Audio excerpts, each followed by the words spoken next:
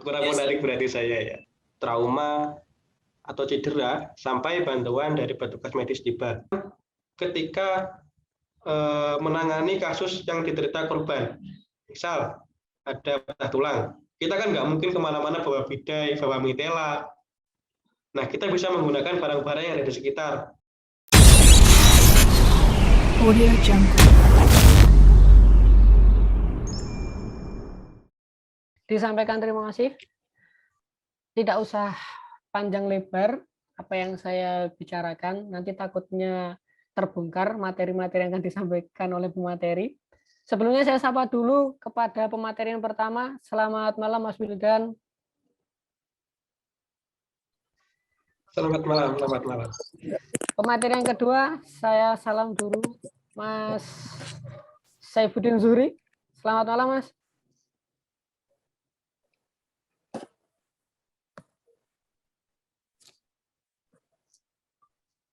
Kok hilang tadi? Halo Mas Saifuddin Zuhri. Mungkin ke Thailand itu orangnya. Oh, oke. Tadi kelihatannya sudah menampak di layar laptop saya. Oke, untuk acara selanjutnya, saya akan membacakan kurikulum vitae terlebih dahulu dari kedua pemateri kita pada malam hari ini. Yang pertama adalah kurikulum vitae dari siapa ya? Oke. Yang pertama adalah kurikulum vitae dari Mas Wildan Firdaus. Nama Wildan Firdaus, tempat tanggal lahir Banyuwangi 22 Februari 2000. Status mahasiswa, hobi jalan-jalan kalau ada uang. Email wildanfirdaus0222@gmail.com. Nomor handphone 087782961904. Moto kesempatan tidak datang 2 kali, tapi kesempatan akan datang pada dia yang tak pernah berhenti berusaha. Riwayat pendidikan MI Nurul Huda, MTSN 8 Banyuwangi, MAN 2 Banyuwangi, dan sekarang di UIN khas Jember atau Universitas Islam Negeri Kyai Haji Ahmad Siddiq. Riwayat organisasi Dewan Galang, MTSN 8 Banyuwangi, yang kedua PMR Wira MAN 2 Banyuwangi, dan yang selanjutnya saat ini sedang menjabat di KSR PMI Unit Universitas Kyai Haji Ahmad Siddiq Jember. Kelihatannya saya tidak asing dengan ketiga sekolahan itu ya Mas ya. Oke, kita sapa dulu untuk pemateri yang kedua, Mas Saifuddin Zuhri. Selamat malam Mas. Selamat malam Mas Joko. Oke, untuk selanjutnya saya akan bacakan kurikulum vitae untuk pemateri yang kedua kita terlebih dahulu. Nanti biar tidak membaca-baca lagi ya. Biar saya share screen biar teman-teman tahu. Nanti takutnya saya bohong. Oke. Pertama, nama Muhammad Saifuddin Zuhri, tempat tanggal lahir Banyuwangi 27 Desember 2000, jenis kelamin laki-laki, keluarga negaraan Indonesia, hobi berpetualang, Tegal T02 Desa Teguh Kecamatan Sempu, Banyuwangi. Telepon 05104ms-z70@gmail.com. Pelatihan yang pernah diikuti diklat KSR PMI Unit Universitas Negeri Jember dan pertolongan pertama level basic yang diadakan oleh PMI Provinsi Jawa Timur. Riwayat pendidikan Madrasah Ibtidaiyah Sabilul Hidayah, MTSN Genteng, MAN 2 Banyuwangi, dan sekarang di Universitas Jember. Pengalaman organisasi PMR MAN 2 Banyuwangi, Forpis Kabupaten Banyuwangi dan saat ini sedang menjabat di KSR PMI Unit Universitas Jember.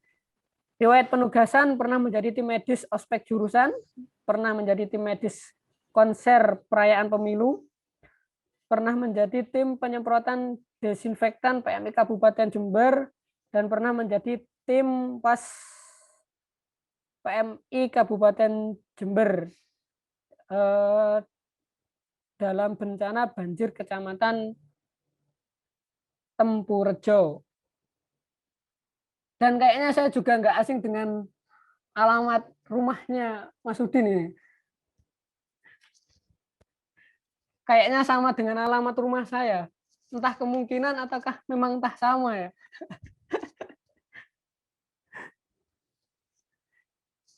Oke, tak usah panjang lebar apa yang saya sampaikan. Yang terpenting teman-teman siapkan alat tulis teman-teman semuanya, siapkan kuota terutama, dan pendengaran teman-teman harus siap siaga, dan juga jangan lupa siapkan cemilan. Ya paling tidak air minum lah.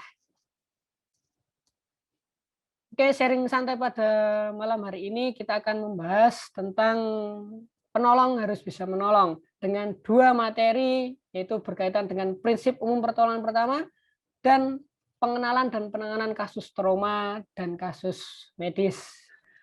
Oleh karena itu, untuk materi yang pertama, saya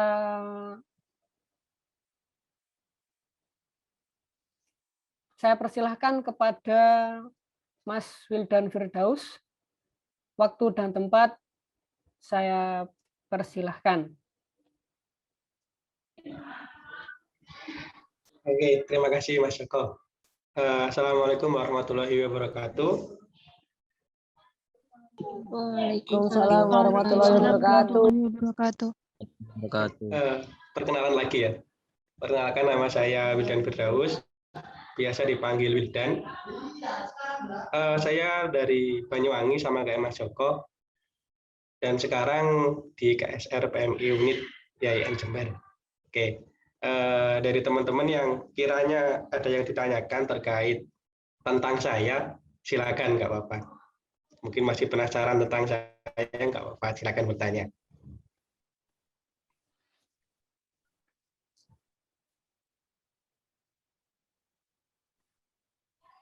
Nggak ada ini, nggak ada yang nanya. Kurang menarik berarti saya ya. Mungkin nanti WA Japri, Mas. Oh gitu. Oke. Nanti saya kirim ke nomor di kolom chat. Oke. Sebelumnya yang saya hormati Ketua KSR PMI Unit UIN Tulungagung, Mas Rias Arif, dan seluruh jajaran pengurusnya.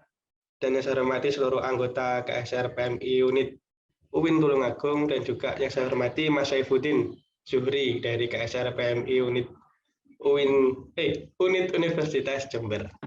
Maaf Mas Udin, luput. Oke, pada kesempatan kali ini saya mendapat amanah dari Mas Joko disuruh sedikit sharing-sharing terkait dengan prinsip umum penolongan pertama. Oke, bentar ya, saya share screen dulu.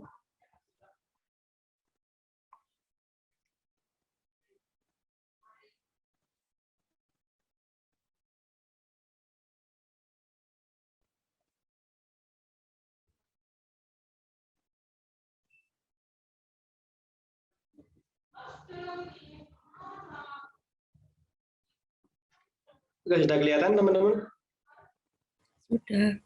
Sudah. Oke, terima kasih. Oke,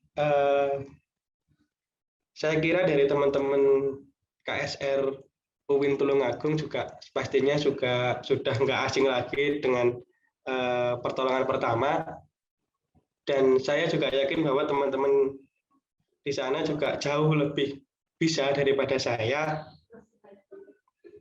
Maka dari itu saya berharap nantinya dari teman-teman berbagi sedikit ilmu, berbagi pengalaman dengan saya, bisa sharing-sharing tentang baik itu pengalaman pribadi maupun pengalaman dengan teman-temannya yang lain saat diklat dan lain-lainnya. Oke, lanjut. Jadi yang pertama ada tujuan. Yang pertama tujuannya menjelaskan pengertian dan tujuan pertolongan pertama.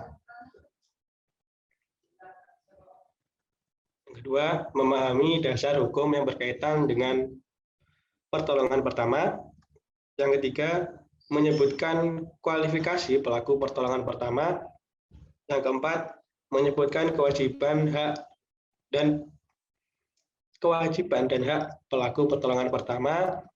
Yang kelima, mengetahui medico legal dan etika dalam pelayanan gawat darurat. Dan yang keenam, menjelaskan persetujuan dan penolakan tindakan pertolongan pertama. Jadi tujuan yang pertama tadi menjelaskan pengertian dan tujuan pertolongan pertama. Saya yakin juga teman-teman pasti sudah tahu ya pengertian dari pertolongan pertama itu apa, tujuan pertolongan pertama itu juga apa.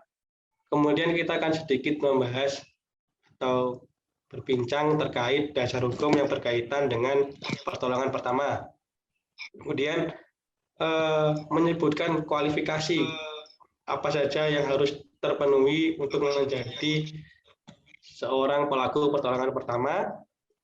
Terus juga menyebutkan kewajiban dan hak pelaku pertolongan pertama. Jadi pelaku pertolongan ini punya kewajiban yang harus dilaksanakan ketika menolong dan juga memiliki hak yang harus diterima ketika sedang melakukan pertolongan.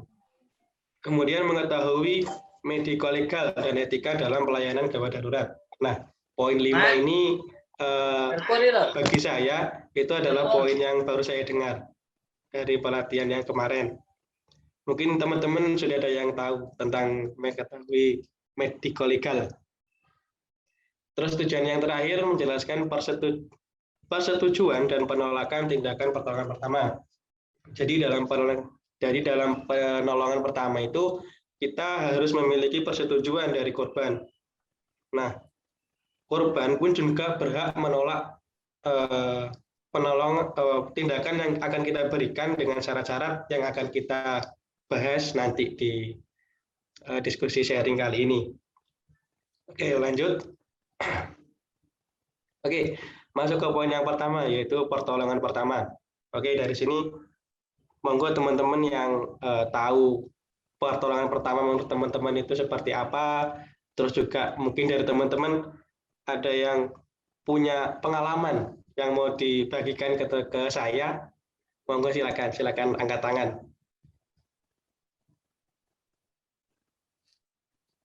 Yang banyak pengalamannya kayaknya Mbak Roes, Mas Wildan. Ini Oke, Mbak Roes, monggo Mbak Roes. Dari Mantap Mbak Roes.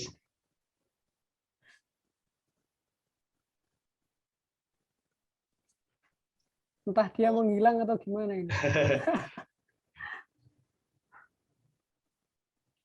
Oke, mungkin teman-teman juga mau mendefinisikan pengertian pertolongan pertama menurut teman-teman. Oke, silakan monggo. Karena di sini saya hanya sebagai moderator, jadi saya hanya melimpahkan pertanyaan teman-teman ke teman-teman yang lain. Oh, gitu ya. Boleh. Moderator tidak punya hak untuk menjawab.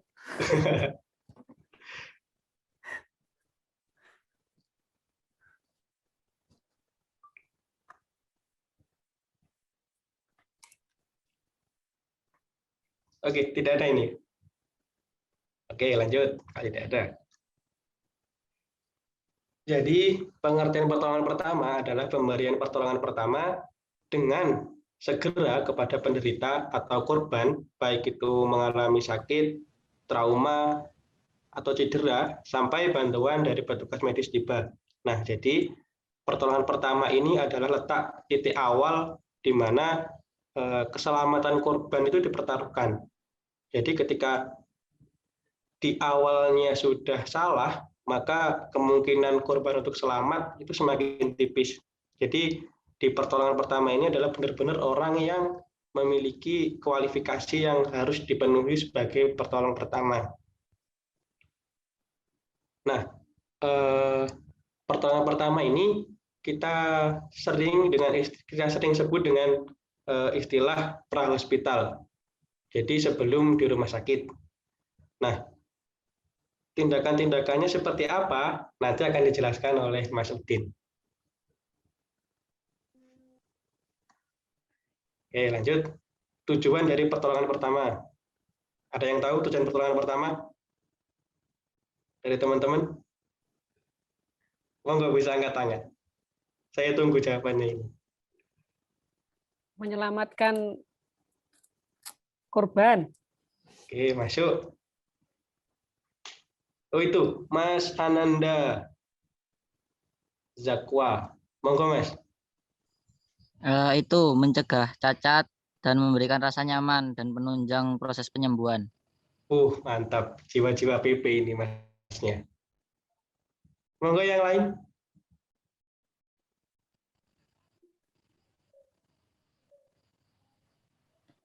Silakan yang lain, tidak apa-apa, jangan sungkan-sungkan.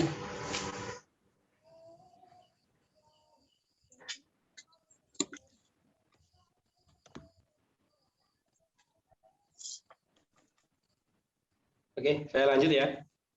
Jadi tujuan pertolongan pertama itu ada 3, teman-teman. Yang pertama, menyelamatkan jiwa penderita. Yang kedua, mencegah kecacatan. Dan yang ketiga, memberi rasa nyaman dan menunjang proses penyembuhan. Tadi sudah benar sekali yang disebutkan oleh Mas Ananda Zakwa, memberikan rasa nyaman dan menunjang proses kesembuhan. Nah, yang perlu diperhatikan di sini, yang pertama adalah urutannya, teman-teman.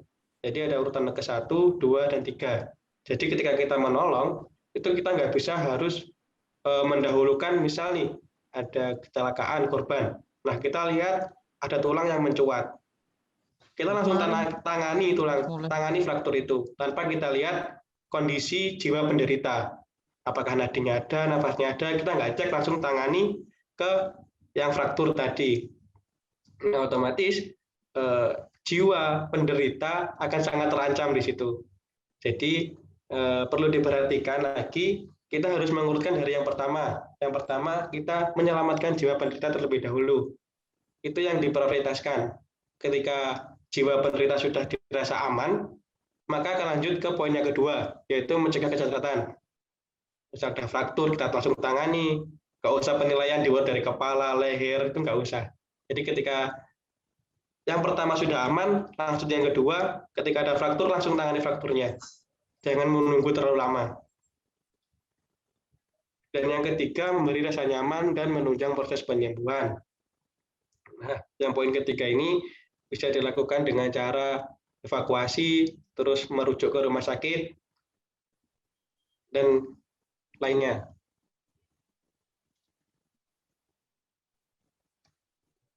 Lanjut. Nah, siapa yang disebut sebagai penolong?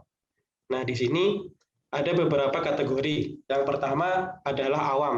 Awam adalah masyarakat yang ada di sekitar kejadian. Jadi, orang awam ini adalah orang yang pertama kali ada di lokasi.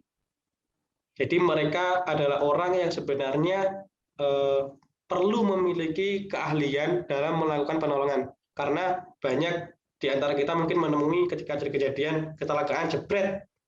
Yang masyarakat tahu kan justru bukan menolong, tapi foto-foto, ambil video, lalu upload. Selfie, Mas. Itu mungkin kesalahan. Nah, masuk selfie. Nah, itu juga bisa dikatakan kurangnya pengalaman, kurangnya ilmu dari masyarakat yang ada di sekitar lokasi tersebut. Kemudian yang kedua, pelaku pertolongan pertama adalah penolong yang pertama kali tiba di tempat kejadian yang memiliki kemampuan terlatih. Nah, jadi pelaku pertolongan pertama ini adalah penolong yang benar-benar memiliki keahlian dan terlatih. Nah, sekarang ini sering dikaitkan dengan sertifikasi. Jadi, bisa diakui sebagai penolong pertama jika dia memiliki sertifikasi pertolongan pertama. Baru bisa dikatakan sebagai pelaku pertolongan pertama. Yang kedua, tenaga terlatih. Yang ketiga, tenaga terlatih. Adalah tenaga profesional yang terlatih secara khusus untuk menangani kegawat daruratan.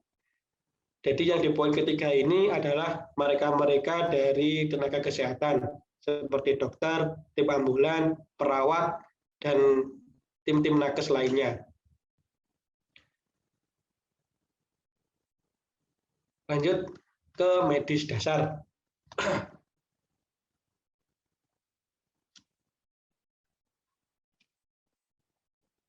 Oke, medis dasar adalah tindakan perawatan yang berdasarkan ilmu kedokteran yang dimiliki oleh awam atau orang awam terlatih secara khusus, batasnya sesuai dengan sertifikat yang dimiliki oleh pelaku pertolongan pertama. Nah, jadi di kurikulum PP yang sekarang ini itu spesialis pertolongan pertama itu dibedakan menjadi 3 golongan. Yang pertama ada tingkat basic, yang kedua ada intermediate, dan yang ketiga ada advance atau mahir.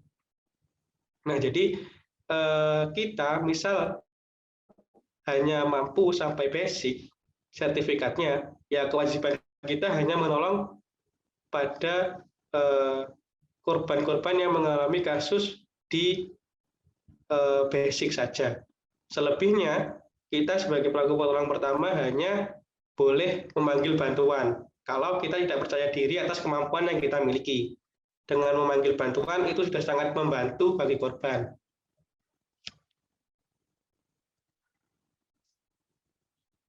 Oke, lanjut. Ini adalah dasar hukum pertolongan pertama dan pelaku. Yang pertama ada pasal 531 KUHP tentang kelalaian dan tidak mengadakan dalam memberikan pertolongan. Nah, jadi pasal ini berlaku kepada pelaku pertolongan pertama yang sudah memiliki sertifikasi, namun dia tidak mengadakan pertolongan dalam keadaan yang seharusnya dia harus menolong, atau juga dia melakukan kelalaian saat menolong. Itu juga bisa terkena pasal 531 ini. Kemudian ada pasal 322 KUHP tentang kerahasiaan medis. Mungkin juga teman-teman sudah sangat hafal tentang bahwasanya penolong harus merahasiakan medis yang dialami oleh korban. Kemudian ada Undang-Undang Nomor 1 Tahun 2018 tentang kepala-merahan. Kemudian ada informed consent atau persetujuan tertulis dari keluarga atau wali pasien. Itu dasar hukum kita melakukan pertolongan pertama. Kemudian ada Kemudian ada Peraturan Menteri Kesehatan RI Nomor 023/Birhub/1972 bahwasanya PMI boleh menyelenggarakan pertolongan pertama berupa pendidikan pertolongan pertama serta dapat mendirikan pos pertolongan pertama. Jadi PMI itu tidak asal mengadakan pertolongan pelatihan, tidak asal mendirikan posko, tapi sudah ada dasar hukumnya. Oke, lanjut kewajiban pelaku pertolongan pertama. Oke, teman-teman yang tahu kewajiban pelaku pertolongan pertama ini apa? Jadi Mas Ananda Zakwa ini sudah mukanya kelihatan penolong banget ini. Sanes, Mas. Oh, sanes. Monggo yang lain. Bisa angkat tangan. Bisa biar saya juga kenal juga teman-teman dari KSR UIN Tulungagung.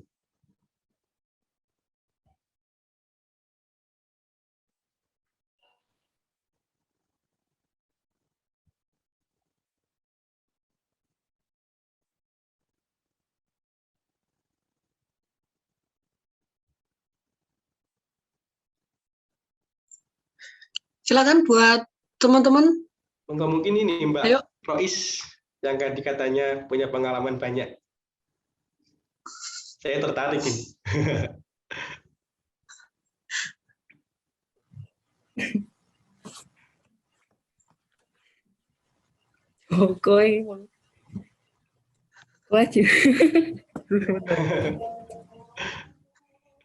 Kewajiban pelaku PP ya, Mas? Ya, menurut Mbaknya. Menjaga keselamatan diri anggota tim dan penderita. Oke. Mantap. Ada lagi? Sebenarnya. Memberikan pertolongan dengan cepat dan tepat. Terus menjaga kerahasiaan medis pasien. Boleh gimana?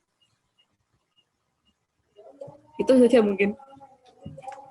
Oh, ini seharusnya yang ngisi materi mbaknya ini. Lebih tahu dari saya kayaknya. Enggak, Mas. Monggo. Yang lain monggo silakan.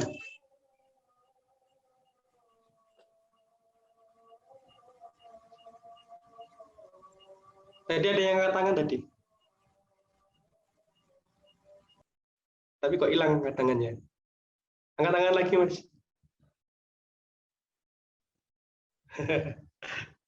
Nah, itu Mas Aryo. Monggo Mas Aryo.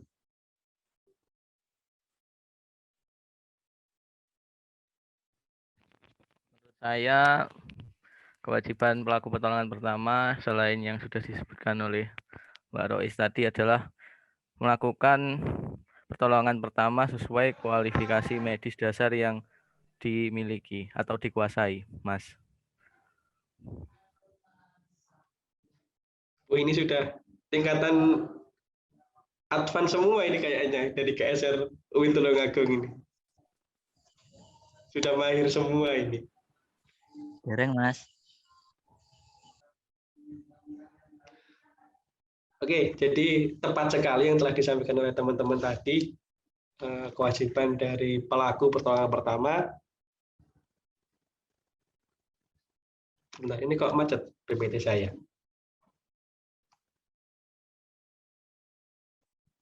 Oke, jadi kewajiban pelaku pertolongan pertama ini, teman-teman, ada 9 poin. Yang pertama, menjaga keselamatan diri, tim, orang sekitar, dan penderita. Nah, dalam dunia PP mungkin kita sering juga kenal dengan istilah 3A. Aman diri, aman korban, aman keadaan. Kemudian dapat menjangkau penderita.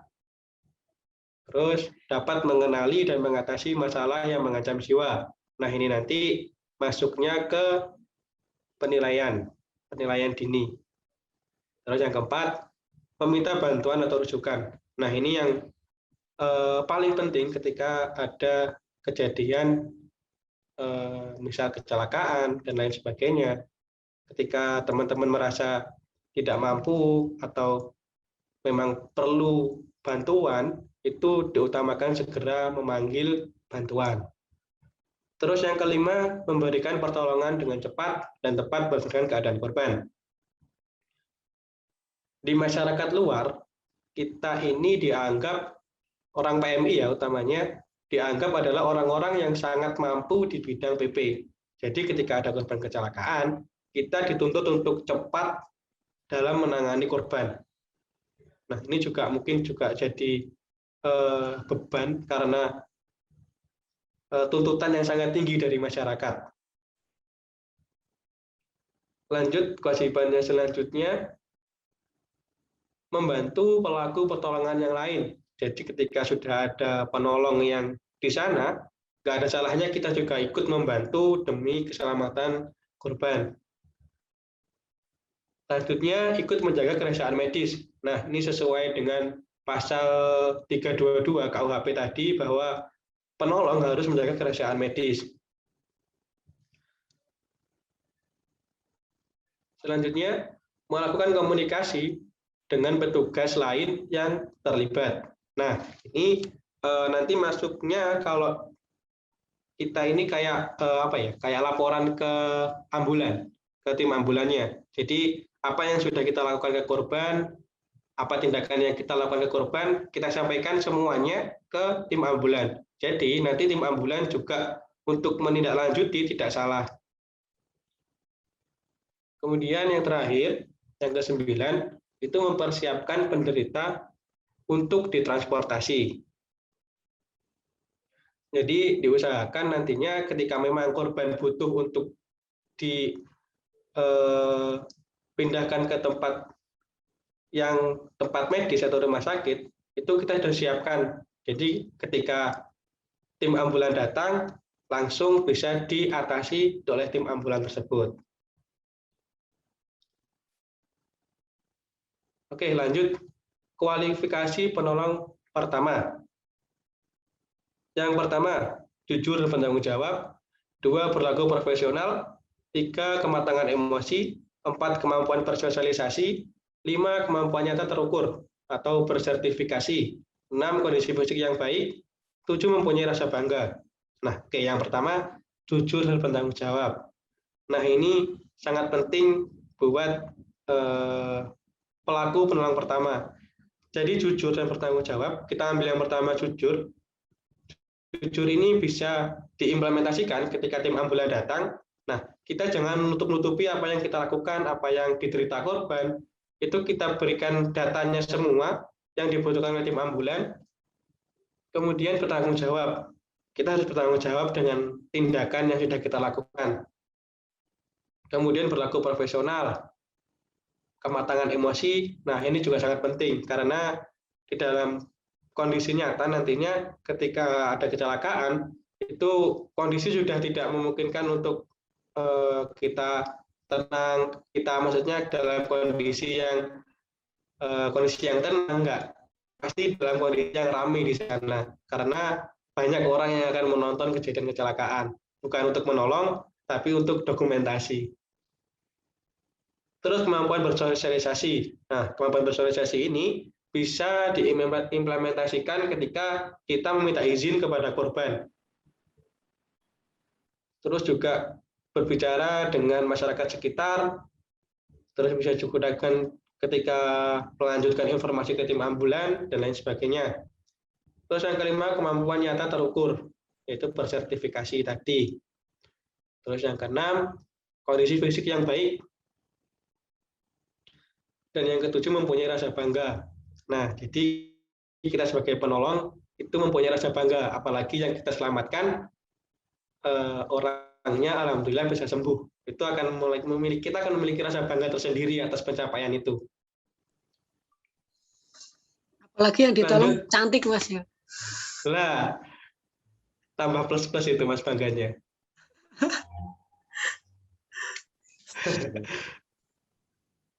Terus ada hak pelaku pertolongan pertama. Jadi selain ada kewajiban, kita juga punya hak sebagai pelaku pertolongan pertama, teman-teman. Oke, ada 8 hak yang kita miliki ketika kita sebagai tim penolong.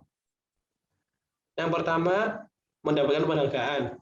Ya, tentunya kita juga sudah tahu bahwa relawan tidak mengharapkan apapun ketika menolong. Cuman ketika kita mendapatkan setidaknya ucapan terima kasih, itu juga sudah menjadi penghargaan buat kita. Kemudian mendapat perlindungan, sudah pasti itu adalah hak yang harus kita miliki. Jadi ketika menolong dan tidak mendapatkan perlindungan, ya otomatis juga kita harus ingat bahwa keselamatan penolong adalah yang pertama. Kemudian tidak mendapatkan penyerangan. Ini juga hampir sama dengan poin yang kedua tadi. Terhadap poin yang selanjutnya, menolak tindakan yang bertentangan dengan etika medis. Nah, ini kalau di masyarakat itu sedikit kadang ada kayak semacam mitos-mitos yang berkaitan dengan kasus-kasus penanganan medis. Jadi kadang ada nggak boleh digitukan, harus gini. Nah, gitu kadang. Maka kita sebagai pelaku penolong pertama harus bisa meyakinkan bahwa cara yang dilakukan oleh masyarakat itu kurang benar dalam dunia medis. Tetapi ketika masyarakat di sana dalam tanda kutip ngeyel, ya kita nggak bisa apa-apa selaku penolong pertama. Kita harus ngalah dengan masyarakat yang ada di sana. Tapi ketika masyarakat itu sudah kenal dengan PMI, otomatis mereka akan mempercayakan semuanya kepada kita. Kemudian poin yang selanjutnya, memberikan bantuan sesuai dengan kompetensinya. Nah, ini memberikan bantuan sesuai dengan kompetensinya. Kembali lagi, ini berbicara dengan pelatihan sertifikat seperti itu. Jadi ketika teman-teman merasa tidak mampu, teman-teman merasa kurang percaya diri untuk menolong korban, teman-teman yang paling penting dan harus diingat adalah memanggil bantuan. Itu akan sangat-sangat berarti buat si korban.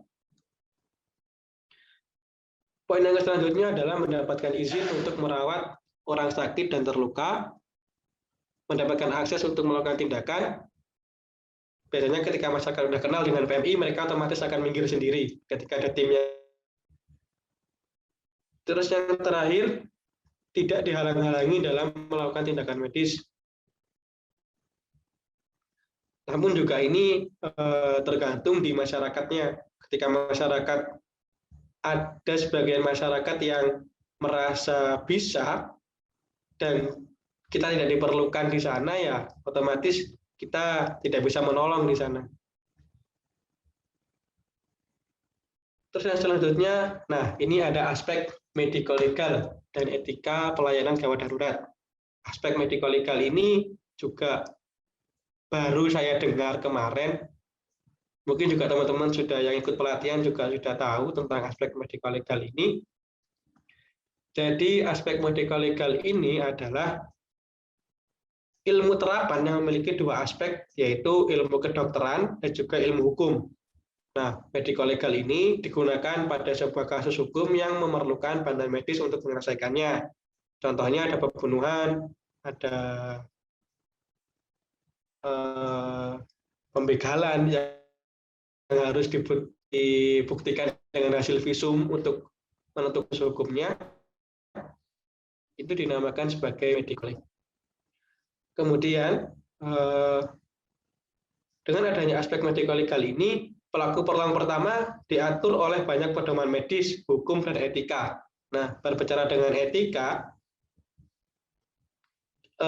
PMI memiliki kode buku tilik. Nah, di buku tilik ini ada apa saja yang harus kita lakukan ketika menolong korban, apa saja yang tidak boleh kita lakukan saat menolong korban, itu di dalam buku tilik dijelaskan seperti itu. Kemudian, dengan adanya medico legal ini juga akan mengurangi, melindungi, dan mencegah tuntutan hukum kepada si penolong. Yang terakhir, penerima layanan dapat menerima atau menolak pertolongan pertama. Jadi, korban ini berhak menolak ketika kita menolong, tapi korban merasa sudah baik, atau korban mampu menolong dirinya sendiri, itu dia berhak menolak. Oke, kita akan membahas tentang persetujuan dan penolakan. Yang pertama ada persetujuan. Dapat didefinisikan sebagai izin dari pasien untuk menilai, mengobati, dan mentransportasikan. Jadi dengan syarat-syarat di bawah ini, maka kita diizinkan untuk menolong korban. Oke, yang pertama adalah persetujuan yang dinyatakan. Jadi misalnya korban itu masih dalam keadaan sadar dan kita memperkenalkan diri dan kita menolong, ketika korban mengatakan iya, boleh, dan lain sebagainya, maka itu sudah dikatakan sebagai persetujuan yang dinyatakan, dan kita boleh untuk menindaklanjuti korban untuk menolong. Kemudian persetujuan tersirat. Nah, ini misalnya korbannya juga masih sadar, tetapi tidak bisa mengucapkan kata. Mereka cuma mengangguk, menggerakkan bagian tubuh yang lain sebagai isyarat bahwasanya kita boleh menolong. Itu juga bisa dikatakan sebagai persetujuan dari korban. Kemudian anak-anak dan orang dewasa yang tidak kompeten secara mental. Nah, di sini ketika korbannya anak-anak dan orang dewasa yang tidak kompeten secara mental, maka kita otomatis diperbolehkan untuk menolong. Cuman di kategori basic kita masih belum bisa menolong kasus yang anak-anak. Kita hanya fokus pada yang dewasa saja, karena ada perbedaan cara penanganan untuk anak-anak dan dewasa. Kemudian persetujuan yang terakhir adalah pemindahan yang dipaksakan. Ini pemindahan dari tempat ke rumah sakit. Terus lanjut ke penolakan.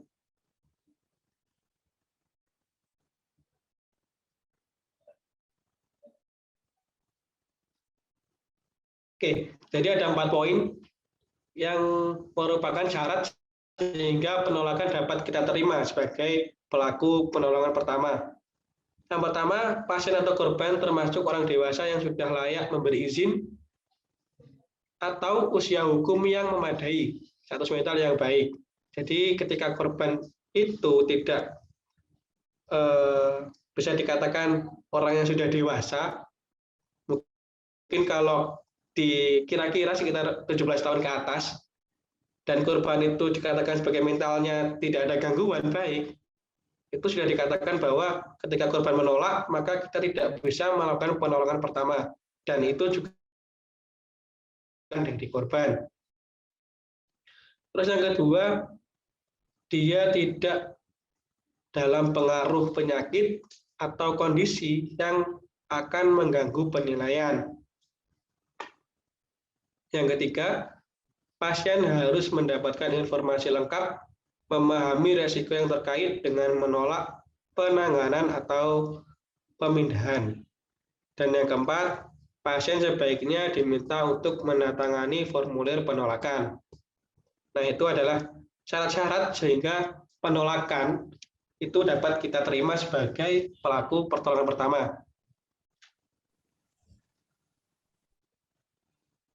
Oke, ini adalah peralatan dasar dari pertolongan pertama. Mungkin juga ini ada banyak sekali ya. Mungkin juga teman-teman sudah tahu semua dengan alat-alat ini, tidak asing lagi. Mungkin kalau ada yang asing bisa ditanyakan. Ada APD, alat pelindung diri, itu isinya ada sarung tangan latex, terus kacamata pelindung, baju pelindung, masker penolong, masker resusitasi, helm. Kemudian untuk penutup luka, ada kasa steril, bantalan kasa. Yang ketiga, untuk pembalut luka, ada pembalut gulung, plaster, elastis sorban, mitela atau segitiga. Dan untuk cairan pembersih antiseptik, ada povidone iodine, ada alkohol 70%, ada cairan pencuci mata, cairan pembersih luka atau NaCl, terus ada peralatan stabilisasi, bidai, papan spinal, dan seterusnya. Ada gunting, pinset, penlek, oksigen, tensimeter, terus ada oropharyngeal airway, ada selimut, kartu penderita, alat tulis, kartu triase, dan tandu. Nah, dari sekian banyak peralatan itu kita tidak mungkin setiap hari bawa sekian banyak ini. Jadi kita dituntut untuk berinovasi atau menggunakan barang-barang yang sekiranya bisa digunakan ketika menangani kasus yang diderita korban. Misal ada patah tulang, kita kan nggak mungkin kemana-mana bawa bidai, bawa mitela. Nah, kita bisa menggunakan barang-barang yang ada di sekitar. Contoh kardus, contoh lagi ada styrofoam. Sekiranya yang benda yang dapat digunakan sebagai pengganti dari bidai. Jadi kita nggak harus menuntut harus ada bidai, ada mitela, ada kasa, ada pembalut gulung. Jadi kita benar-benar dituntut untuk kreatif untuk melakukan pertolongan pertama ini. Dan tentunya tetap diperhatikan barang-barang itu layak apa enggak digunakan. Misal kita ambil kain dari yang sudah ada di atas tanah, kan juga nggak mungkin. Kayaknya otomatis kotor dan nggak steril. Jadi selain kita dituntut untuk inovasi barang yang ada, barang yang digunakan, juga memperhatikan barang-barang yang kita gunakan. Apakah barang itu steril atau tidak, dan lain sebagainya. Nah, kemudian ada peralatan. Nah, di sini dikategorikan ada dua kategori, teman-teman. Kategori yang pertama adalah kategori minimal yang harus dimiliki oleh PMI.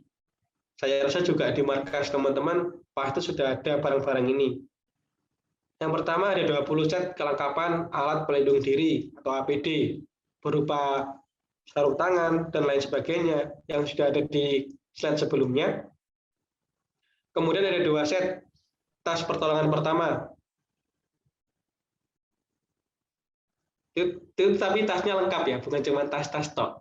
Nah, ini cuma tas-tas tok juga buat apa? Jadi termasuk juga masker RGP, Itu harus dimiliki di kategori yang ke-1. Terus yang ketiga, ada 3 unit tandu set. Ini tandunya segala macam tandu. Mau tandu lipat, tandu sekop, dan lain-lain. Tandu basket. Terus yang keempat, 1 set bidai kayu. Yang kelima, 1 set oksigen. Ini di kategori yang pertama.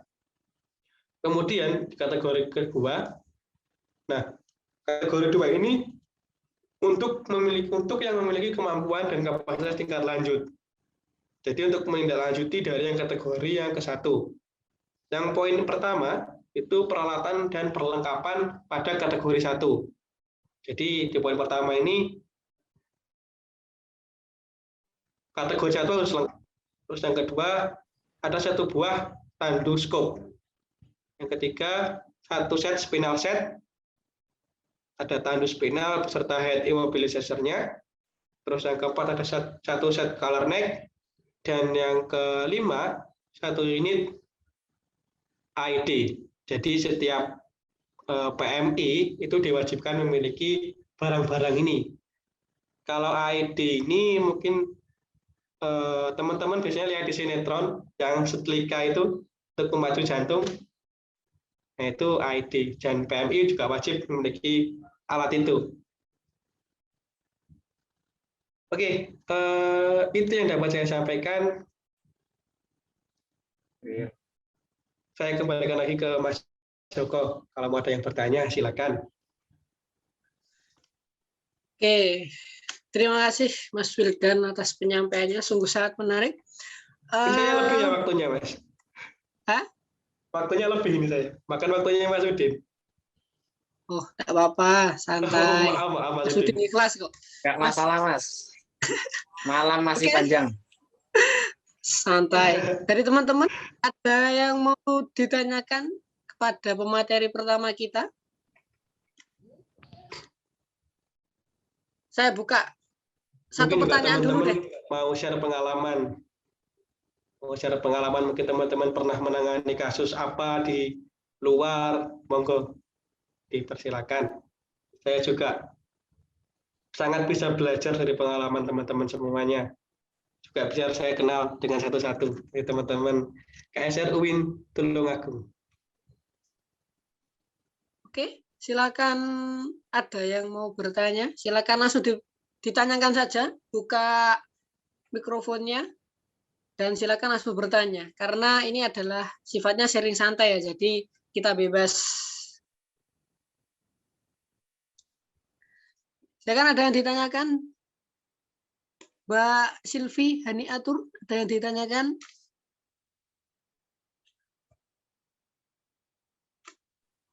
Belum, Mas.